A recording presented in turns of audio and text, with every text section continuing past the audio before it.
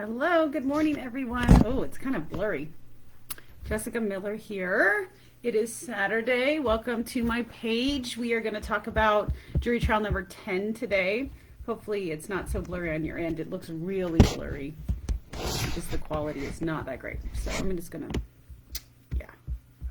I'm live. There we are. Hello. Maybe. You know what I'm going to do?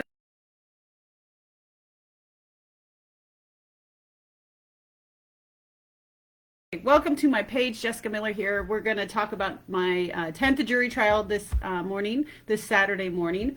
I've already done the blog post on this, and I will be putting that in the comments after I'm done, just so if you prefer to read about jury trials, I'm assuming if you're here watching me that you like talking or listening about jury trials in Butte County. So let's go ahead and get into it. Number 10 was my first jury trial that had significant media exposure.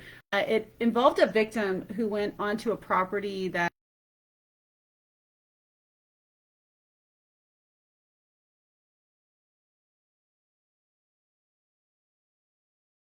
by the defendant with a knife, and eventually the defendant chased our victim off the property. Our victim screamed for help as he ran away, and a neighbor opened the door to see what was going on. The defendant also threatened her with a knife, which prompted this neighbor witness to call 911.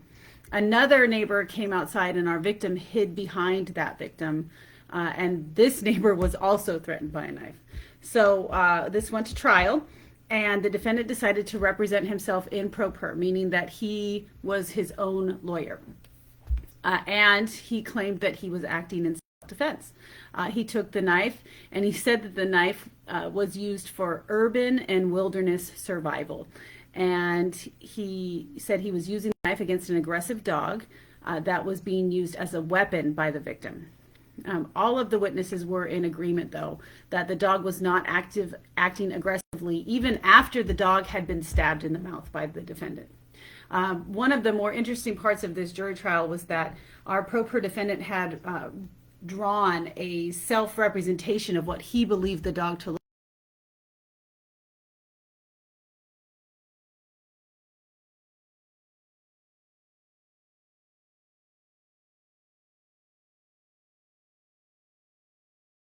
like, and the court use it as demonstrative evidence of what he believed the dog looked like. And then after that big fight about whether or not this hand-drawn picture of representation of the dog was coming in, the defendant didn't even use it. But it was kind of one of the more crazier parts of this trial. So it was the combination of animal cruelty and the issue of crime as it relates to the unhoused in Chico, even way back in 2014. These were still hot button issues for Chico residents. And so local media covered this entire event. They were at the jury trial, actually physically there in the courtroom, which is doesn't happen all that often in my cases so far. Usually we give them updates through Mr. Ramsey. So there was an additional layer of pressure in that we had live reporting going on throughout the duration of the trial. It was also my first felony jury trial. And then adding to all of that, we had a defendant who was self-represented. So for us, in general, having a pro per defendant is tricky for criminal prosecution, because as a prosecutor, I need to make sure that justice is served, and that means I have to balance the right of the defendants, the victims, and the public within the parameters of the law. And when someone represents themselves, it falls on the prosecutor to make sure their rights aren't violated as a jury trial progresses, and the judge, of course. But as a prosecutor, I'm always thinking about whether or not the defendant's rights are protected, especially when they are representing themselves.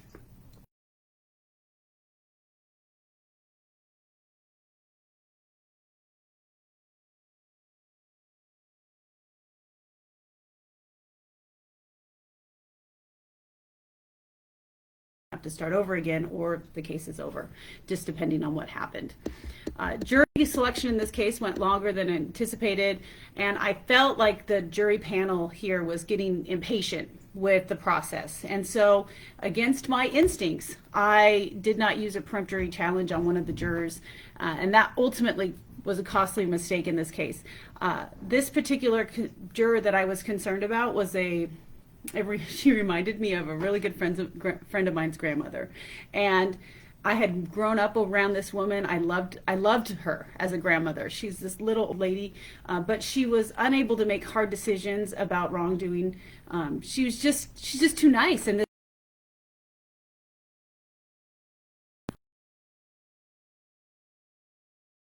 with her would be okay. And so, against my instincts, I left her on the jury. The evidence in the case was strong.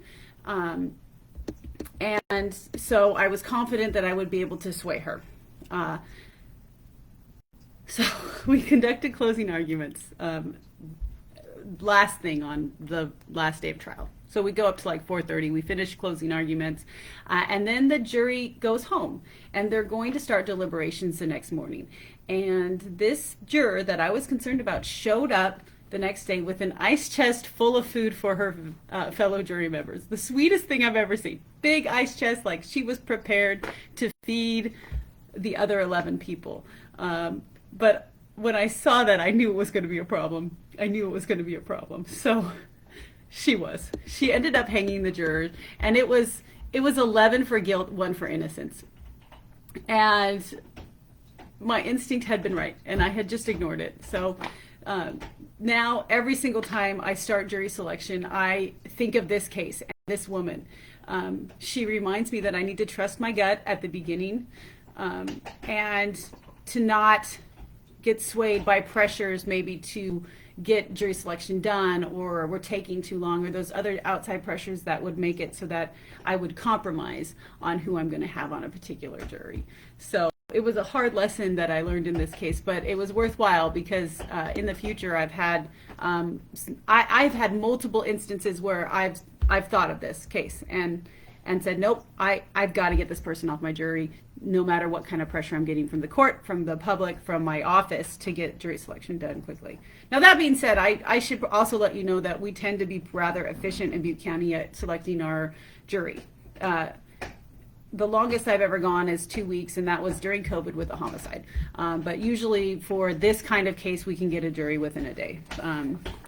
It was just not a good example in this particular matter. So thanks for listening to me. I will put a link to the blog post on this exact same trial in the comments in case you want to read it. And thank you for watching, and I will talk to you all soon. Have a good weekend. I know that we are going to have a really good weekend, so talk to you later. Bye.